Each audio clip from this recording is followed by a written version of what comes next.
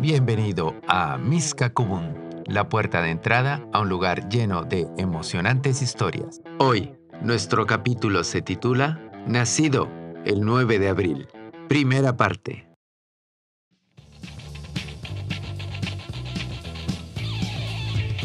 Nacido el 9 de abril.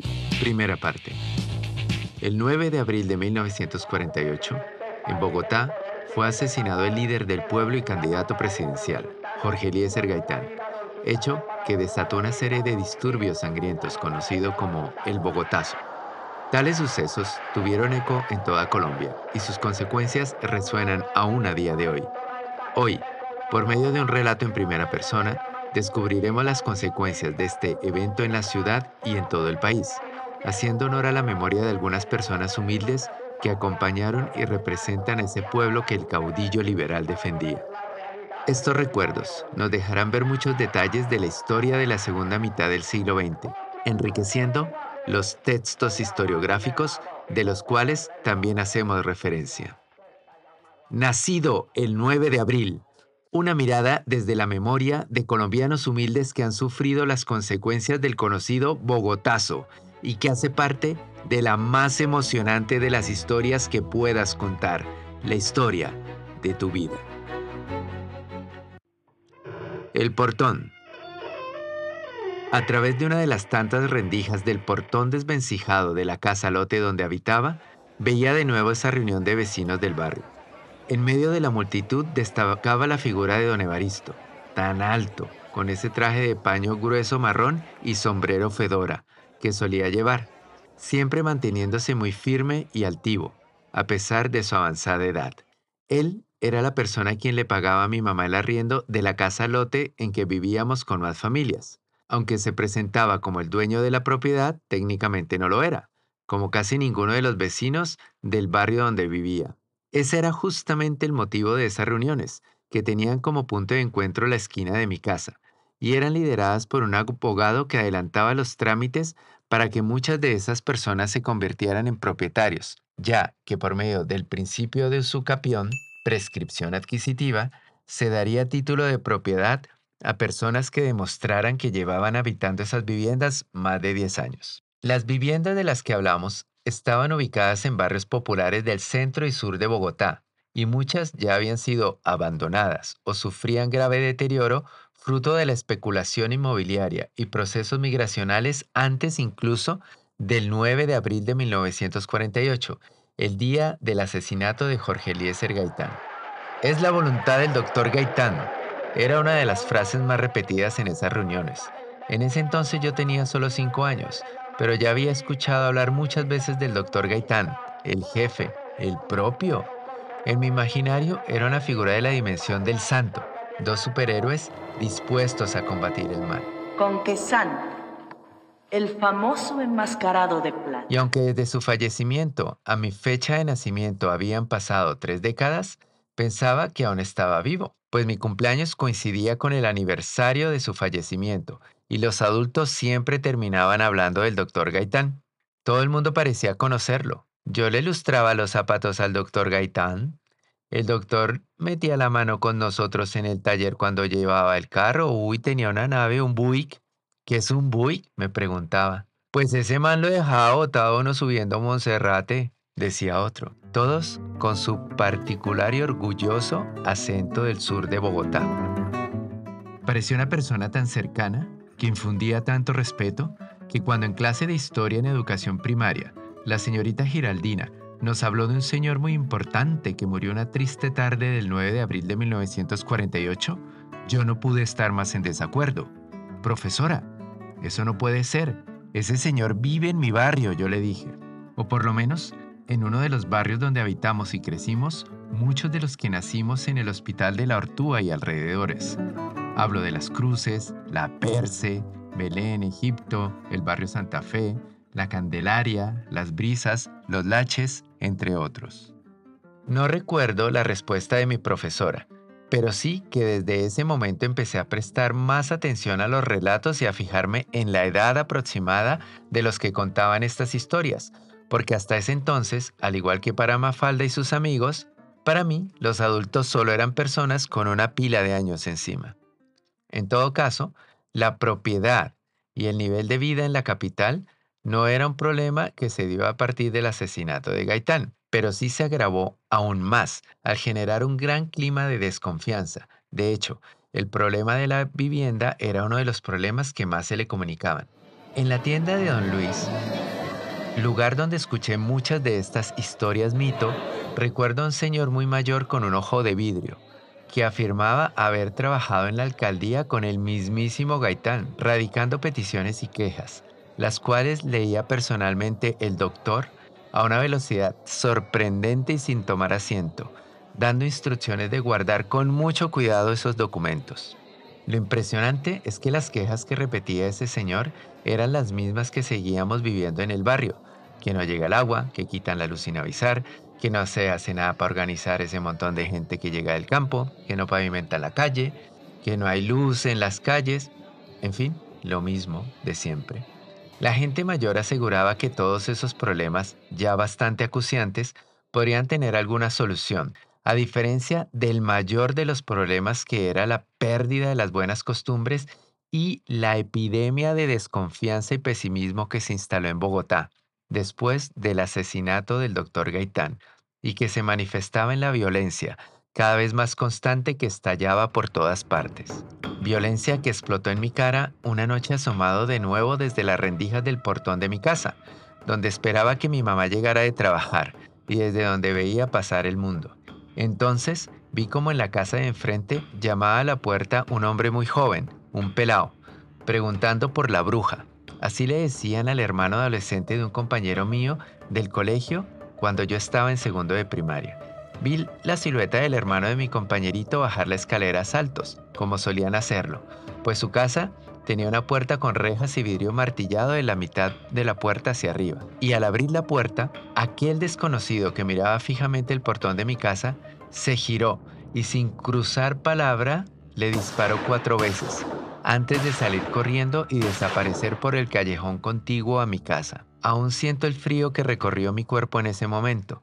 Me quedé helado de solo pensar que podía haberme visto, pero el portón y la pésima iluminación de las calles de mi barrio se encargaron de que no fuera así. Y de pronto, el cine. En la tienda de don Luis pasaba muchas horas, porque allí muchas veces estaba mi papá tomando cerveza con sus amigos, y yo, con la excusa de llevar algo del Ichigo para mi casa, aunque en realidad mi gran recompensa era el chocorramo que mi papá me gastaba, me las arreglaba para comerme allí mi chocorramo hasta lamerme los dedos y mientras me quedaba escuchando todo lo que allí decían. Ahí se podrían entender muchas de las consecuencias del bogotazo.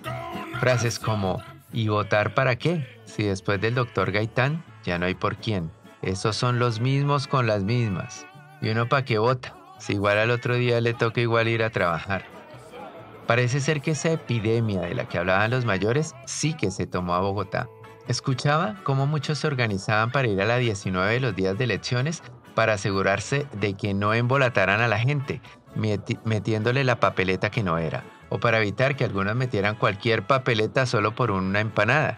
Se referían a las papeletas electorales, que contenían los nombres de los candidatos a las elecciones, antes del actual sistema de tarjetones electorales. También escuché cómo muchos conseguían tinta para impregnar su dedo índice derecho y así decirle al otro día al patroncito que sí votaron por su candidato, porque sus jefes les animaban a votar por quienes correspondía a sus intereses políticos.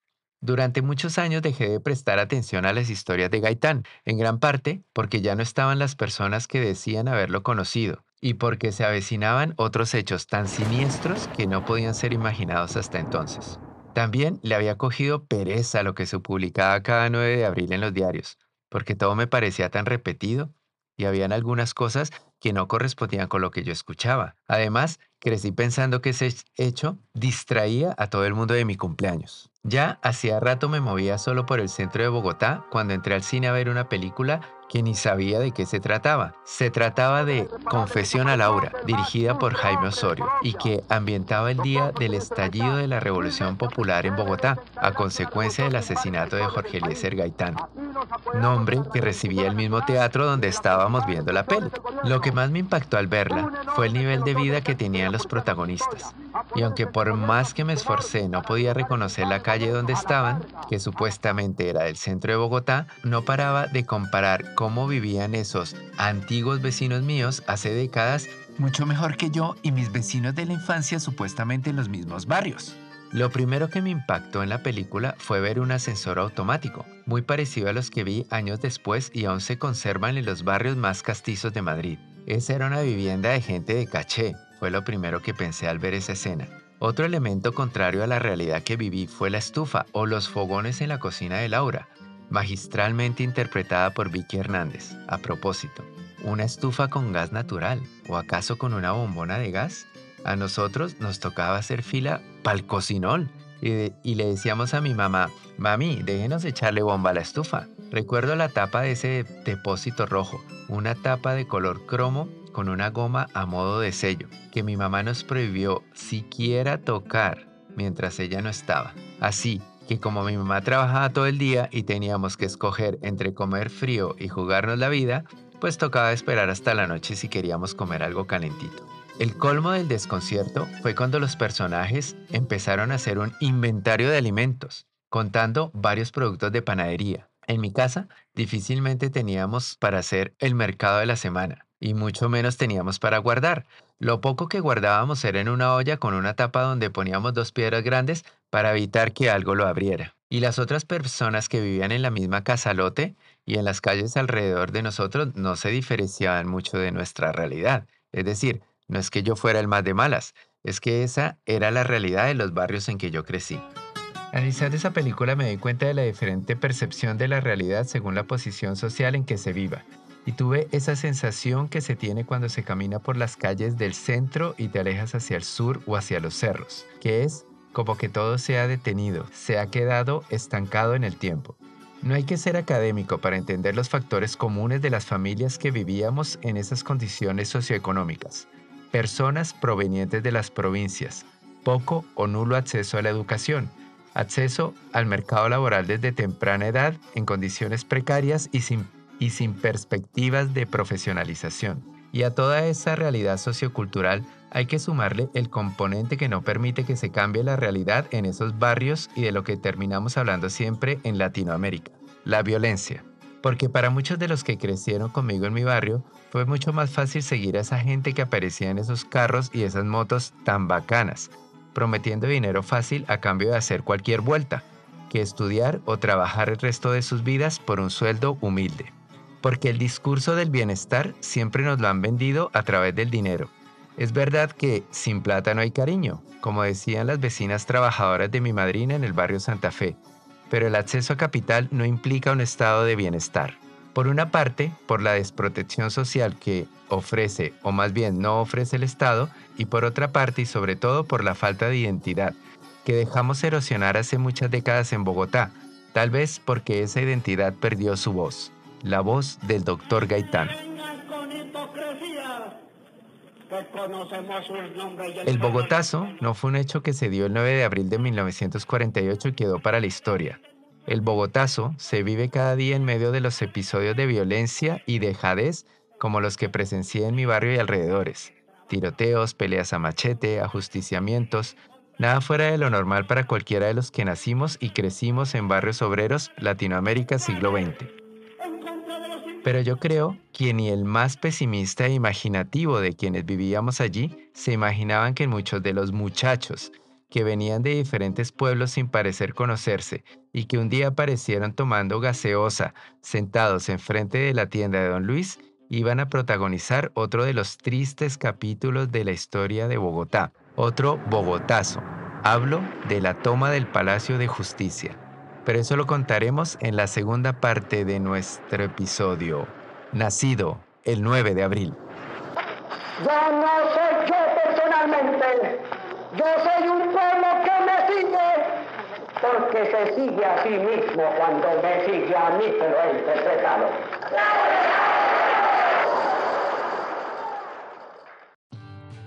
Gracias por escucharnos. Espero que a través de nuestro relato encuentres la manera de crear un mejor presente para todos. En la descripción de nuestros capítulos y de nuestro canal encontrarás las referencias a los textos y material multimedia utilizado para la grabación de este capítulo.